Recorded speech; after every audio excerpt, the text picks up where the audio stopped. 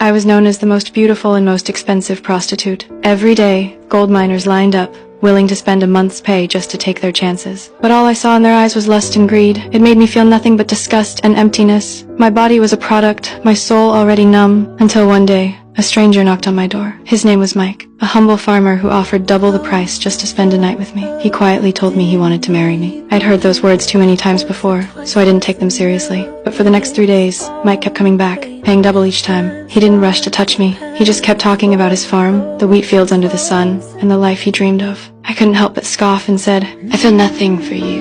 You're a dirt farmer." He froze for a moment. His face darkened, but he didn't argue, he just left quietly. Watching his lonely back, I felt a strange ache, something I hadn't felt before. The next day, I gathered my courage and begged Madame to let me go. But how could she let her golden goose walk free? She had her men beat me hard, blood mixed with tears. I was bruised, broken, hopeless. And Mike showed up again. When he saw what I looked like, he didn't hesitate. He handed over everything he had to buy my freedom. His eyes held no desire, only determination. He even got down on one knee and proposed on the spot. When I woke up, I was already at his farm. He gently tried to check my wounds, but I instinctively pulled away. I didn't trust anyone and couldn't bring myself to be vulnerable. 3 weeks passed. One day, after he left the house, I quietly put on my old clothes and planned to head back to town. I hadn't gone far when I saw Mike chasing after me. I quickened my steps, thinking he'd try to stop me. I turned and slapped him, yelling, "You don't own me!"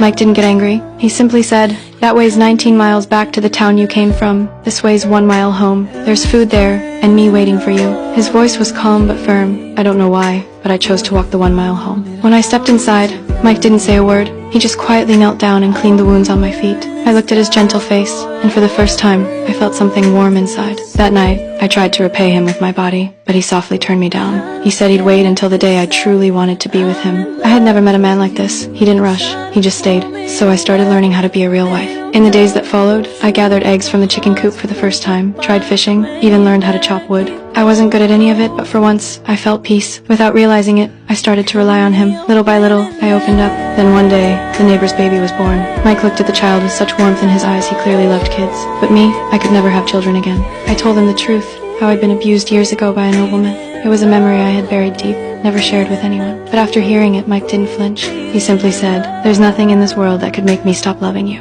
Still, I felt unworthy of him. I wrote him a letter, left the wedding ring on the table, and slipped away from the farm. I didn't return to my old life.